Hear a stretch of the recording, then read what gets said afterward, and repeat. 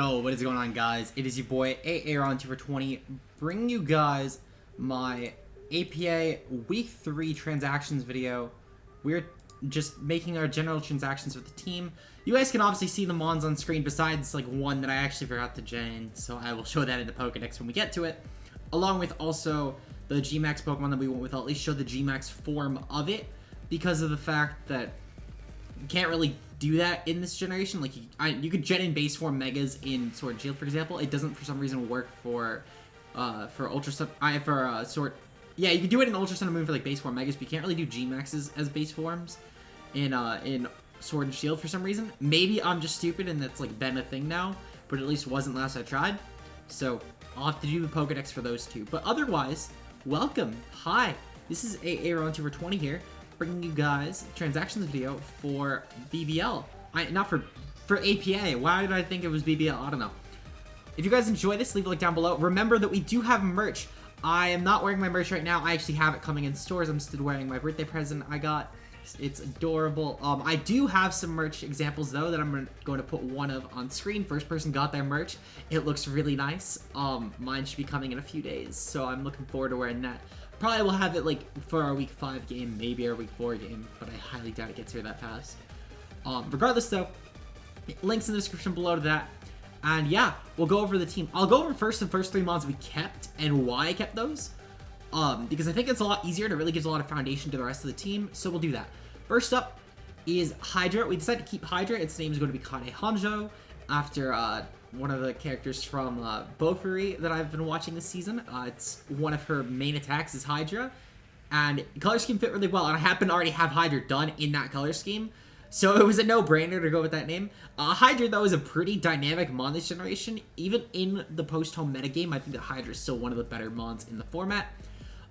It's extremely diverse, and obviously having options like Roost and Defog back in its move pool are always really nice necessities for it. As fat, Hydra sets are also really, really good. In my opinion, Hydra as a fat mon is a lot better than Hydra as just like a Scarfer. But obviously Hydra has a ton of options to it. With having added DD and Nasty Plot both to its moveset, it is a pretty scary mon in my opinion. Its typing is really good. Its speed is really good for this format as well. Being base 98, in my opinion, like 95 is probably like pretty good for the format in general. So being above that is really, really solid for Hydra. Its typing is phenomenal. Yeah, no, I just like Hydra in general. It's also a mon that wasn't really hurt for a special attacker by the lack of hidden powers this generation, so that's really good for it as well. A lot of special attackers were hurt by that, so that also does help with Hydra's case. Next up is Keldeo. I'm not gonna lie, I did actually consider dropping Keldeo in a fair bit of my plans, but I ultimately decided to keep it in the end. Keldeo is still a pretty scary mon, really good Scarfer at 108 speed, outpaces a ton of mons in the metagame, almost everything viable in all honesty, outside of like Zeraora, Dragapult, Heliolisk, and like a few other mons I'm definitely forgetting, and I'm definitely gonna get clowned for not remembering. Regardless though, there really aren't a lot of, like Inteleon and Cinderace also, but the point is though, there aren't a lot of viable faster mons in Keldeo, and especially not a lot of viable mons that can also run a Scarf that are faster than Keldeo. So Keldeo itself does carve out a really nice niche for itself there. I know it's another special mon, but the difference being between Hydra and Keldeo is that Hydra is pretty dynamic in what it wants to do. Keldeo in most cases could honestly just run a Scarf Specs or Life Orb and do a lot of work. It does have other options like sub-calm mindsets are really good, just calm mind in general with 3 attacks, just 4 attacks like a leftovers or even like a taunt set is always not bad. But overall, I mean, Keldeo could just be my Specs mon, my Scarf mon in pretty much any matchup, and it will do a lot of work. Hydra can be the more diverse one that actually builds into matchups. Kelleo's nickname is Aqua because I couldn't think of anything else, I'm going to be honest. And the color scheme was actually really easy to edit because the fact that Keldeo already naturally had a lot of similar colors to Aqua. So I made it work. I will say that this mod was a pain in the ass to do because I messed up really badly. But hey, regardless though, it is done. I do love the outcome personally. I love the eyes especially. The eyes are really nice. Finally, we kept our last mod, Emiliatan, our Mamoswine. I did fuck up a little bit on Mamoswine, but it's so unnoticeable that I didn't really think it's that big of a deal. Regardless, so Mamoswine I decided to keep because the typing, honestly, this generation was really good. Again, I did have drafts similar to Keldeo where I did drop Mamoswine originally. I had a variation of the team where instead of getting Alcremie that you see down below, I actually got Hatterene on the team, and I thought Hatterene was a really, really solid mon with this team. The issue being is there was no ground type that held a candle to what Mamoswine does this generation. Just how good Mamoswine is offensively against the format as a whole. And I mean, I've wanted to use Mamoswine for a while. I figured that Hatterene I could probably get in another league. Mamoswine's always one of those mons I say I'm gonna get though, and I never do. So I figured this was reason to just use it. So it was a pretty scary mon, especially with the G-Max I ended up going with, which I'll get into later on in the free agents.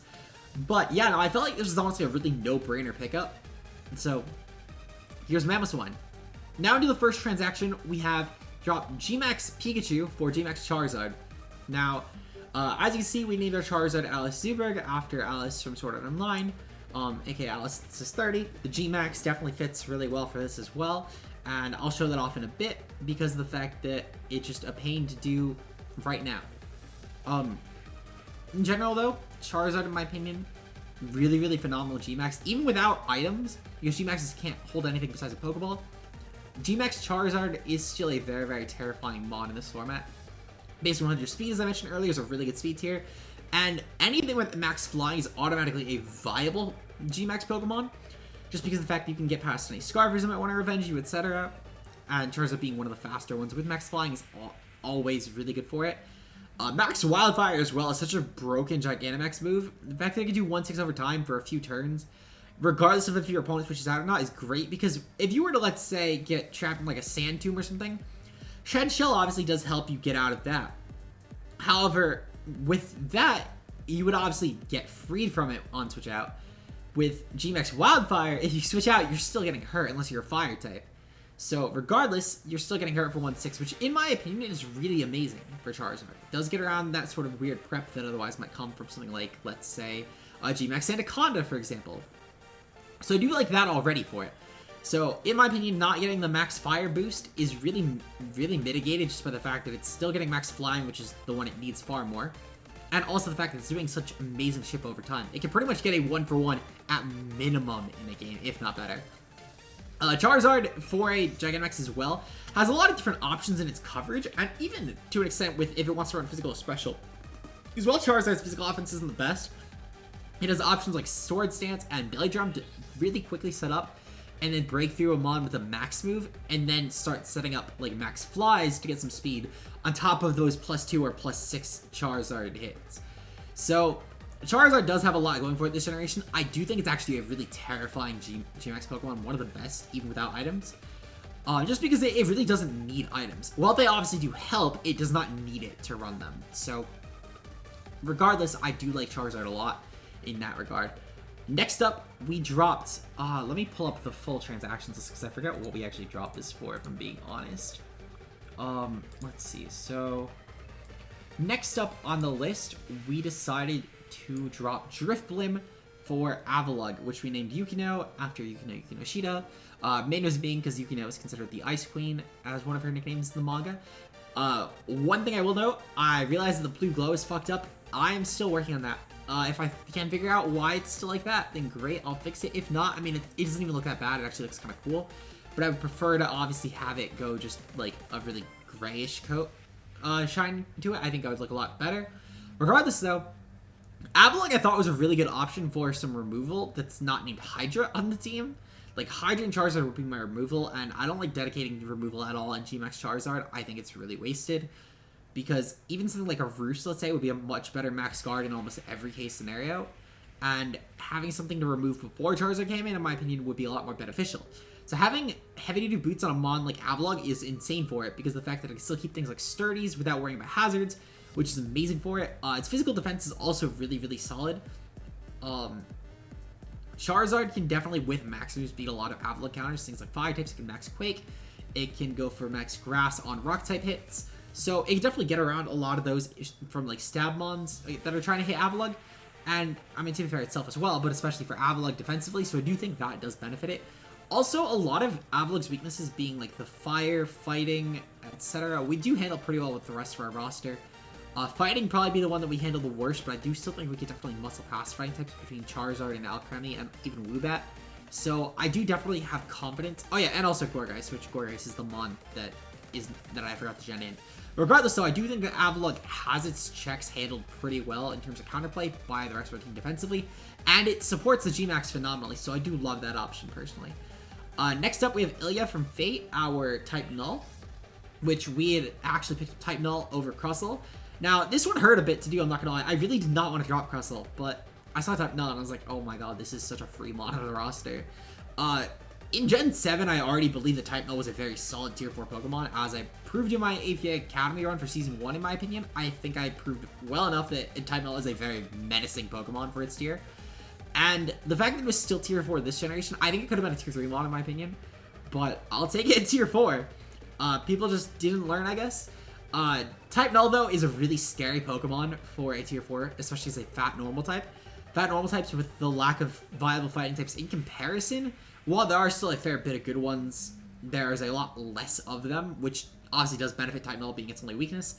Even with a Violet, this thing could take, like, Banded or Specs fighting type hits pretty well if you just invest properly, so I do like that aspect a lot. For example, I play Jay tomorrow, and I prepped this specific Type Null actually for a Specs and, like, a +1 combo in either Band or Specs. Because I just thought he would try and break my team with it. So, I mean, this mod can take hits really phenomenally, I might add. So, I do think that its weakness is honestly really mitigated. Its biggest weakness, honestly, is probably just the speed. Because it's Type Null stats within a Violet, just the fact that it's only 59 speed, which isn't even that horrible in all honesty for a mon as fat as this. I guess the other big weakness would be no recovery, but I really don't think it's going to be a huge issue for this mon. I have things like Leech Seed support and also like other spikes to just wear down mon, so it's not a big issue. They're not going to last that long against this. Yeah, though, in all honesty, I do like Type Null a lot. Oopsies, I went up when I should have went down. Yeah, no, I do like Ilya, the Type Null, a lot, though, on this roster. I think the color scheme looks sick as fuck. This is one of the coolest mons I did, in my opinion. Regardless, though, I think this mon will be a powerhouse this season, and anyone who sleeps in this will definitely be regretting it, in my opinion. Next up, we're going to go to Hitoribochi, our Woobat. I could have probably done this, like, more matching to Bochi color scheme. However, I decided to make it match the Heated Bros color scheme, because of the fact that I wanted to do this in honor of my good pal and one of my best friends in the whole world, Ben JF, aka Night Spear. This is one of his favorite mons. I genuinely could not tell you when it started or what made him decide to start it, but I have honestly fallen in love with this mon as well after not only seeing Ben just get so fucking happy using this mon, but also then having ran it myself, because, you know, I had to run it with my boy hyping it up that much. And it is a pretty scary mon for Tier 5, I will admit. I've seen this thing do a lot of work on, like, high-end Showdown ladders, even in, like, Gen 7, which was a heavy Z-move metagame. This mon is definitely a pretty menacing Pokemon for its tier. Gets utility, like, Unaware Super Fang is really cool, with also, like, Roost, for example. Simple sets, don't sleep on them. I mean, I will probably run a simple set at some point in the game. I can promise you I've already found a couple matchups before, without even, like, memeing, that this mon might actually be coming to as a viable pick. So, this will not be something where I just throw it off until I've already clinched out of playoffs, unless those matchups do come after playoffs. But, I mean, people will say if I'm out of playoffs at that point that I only bring it because I'm out of playoffs. I can't say the people I'm bringing it against, though, at the same time, because then they know to prep around Woobat. So, I do have actual matchups, though, that I plan to bring this to. It is a legitimately viable pickup for those matchups, in my opinion, and it helps a lot. Like, not even as, like, 7th mon, like, it is a legitimately viable bring to those games. So I do stand by this pick 100%. As my only Tier 5 pick, I think it was an incredible steal. This is my only Tier 5. Yeah, we'll go with that. Next up, oh yeah, I dropped Greedent for Woobat, because Greedent's shit. I don't need Greedent when I have an actually good normal type in Type Null. So, yeah, I got myself a Woobat. Next up, we decided to drop Slurpuff for Alcremie. Again, I decided to get a good Fairy type over a shit Fairy type, just like with how I got a good normal type over a shit normal type. Alcremie's going to be named Moogie after Moogie from K-On! Because of the fact that Moogie always has her sweets that she brings in to tea time, and I love Moogie. Moogie's great. Moogie's strong, just like Alcremie's strong. Regardless, though, Alcremie is a really, really good mon in this roster, in my opinion. It was probably, besides Hatterene, the best fairy around, and the difference being is that with Alcremie, unlike Hatterene, I could keep Mamoswine, so I figured that was a pretty big win-win. Alcremie as well is a pretty nice move pool in general, just unlike things like Hatterene. Alcremie can actually heal itself reliably, which is great. At least I'm 99% sure Alcremie can heal itself. I'm almost certain that Alcremie gets, like, recovery. If Alcremie doesn't get Wish, then, I mean, I'm gonna cry right now. But I'm almost certain it gets Wish. It doesn't get Wish. What did this one? I know this one got recovery. Did this one not get recovery? Oh my god. Oh, you know what? It gets flat at recovery. I was gonna say, I swear this one got recovery of some form. Which is great, because Hatterene doesn't. So, that already is merit, in my opinion. While I don't think that Alcremie is a better Mon than Hatterene by any stretch, I do think that it was better for my team, especially while keeping the Mons I got to keep. So, I'll take that. Because otherwise, it would have been Hatterene Piloswine. And I don't know if I feel like this, if I don't feel this, I don't know if I feel the same about Hatterene Piloswine as I did about Alcremie Mamoswine. I think that the pairing is just a lot more solid, in my opinion. So, yeah. Alcremie is a pretty terrifying Mon, in my opinion. So, we're gonna go with that. Next up, we have Megamine our Quillfish, which I had got for dropping, I think this was Roselia. Yeah, it was for Roselia. So, I got a better grass, in my opinion, because I wanted an actual Edge Quake switch-in, which I got later on, especially a ground switch-in, just because of the fact that while my team isn't horribly ground weak, so at least thus far, I did have a ground weakness in Copper Jaw that I wanted patched, and I don't really have good resists either. It's like a really strong fighting type with good coverage could plow my team pretty badly. So I wanted to get a resistant grass, which I did get later on, and I figured that the Quillfish was at least a solid water, like a defensive water on my team. Still dual spiker, it's better speed than Roselia, it's less passive than Roselia because of the fact that it has options like Taunt to stop from once I'm setting up on it. And on top of that, it also has options like Explosion to then get itself out of a sticky situation and then bring in a Mon to revenge. So I do like those things a lot more about Quillfish. It's also one of those Mons that I just see everyone hype up a lot, and I figured I kind of want to try it. I haven't used Quillfish outside of like one tour game, like ever. So it's a cool Mon in my opinion. I think it definitely is a good Mon. I'm curious to see if it's as good as people say it is, personally. I do think it definitely is, but just more so if I think after using it, it is. But from like what I've seen, it definitely is a solid Mon. I like it a lot on this roster as well. It just helps defensively with just taking hits from things in general. Gives me more setup options as well because of the fact that Mons will be lowered physically, which never hurts, of course. Next up, we decided to drop Bronzer for Copper Jaw. Oh yeah, this is gonna be Megamine because Explosion, I mean, like, you really couldn't give me a better reason than that. Like, this goes boom. I had it the same name as the one I named, like, just similar off of the thumbnail from Seabad when I did my PGL game versus him. I mean, I had to go with it. Next up, we have Maple, our Copper Jaw. Now, I know this is kind of cheating because I already did Kai Honjo for the Hydra, and it's also off of Maple, but shut up, I couldn't think of anything. And I didn't want to do Darkness for, like, the billionth Steel type. So, I did this off of Maple's actual color scheme because I'm doing Maple. The red kind of shows, but it was supposed to be black and red. It's like a reddish orange. Looks better on the recording, and honestly, that is not the capture card, so I'll take it. Regardless, so Copper Jaw is basically just a far less passive steel type, and I really appreciate that. Neither of them got recovery, so I figured that was an irk. They both get rocks. Copper Jaw's difference is while it's not like ground immune, which I have Hydra, I have Gorgeist, I have Charizard, I have Woobat. But in general, though, I felt like that while I'm missing out on Levitate, it really isn't going to matter. Because at the end of the day, when that Mold Breaker Drill comes against my team, reflect either way. And, you know, honestly, I think that Copper Jaw for Tier 3 was a lot better of a pick. Just in every way, shape, and form, I think it was a better Mon. So, yeah, there wasn't really a lot of justification here. I just like Copper Jaw a lot more than Bronzong. And when I'm extremely negative, I think I'm like negative 13 overall in 3 drafts that I had stats for Bronzong on hand. I did not feel confident in drafting Bronzong, personally. I feel like it's one of those mods I always love comfort picking because it just is really good roller compression, but I never do good with it. So I felt like that was I felt like that was Copper Jaw. Now, real quick, I'm going to show off the GMAX Charizard sprite before getting into my final transaction of Cinderace for Gorgeist. So as we see real quick, this is just the GMAX Charizard. Real quick into the name, as I guess, because I sort of vaguely touched on it, but I didn't go into specifically why.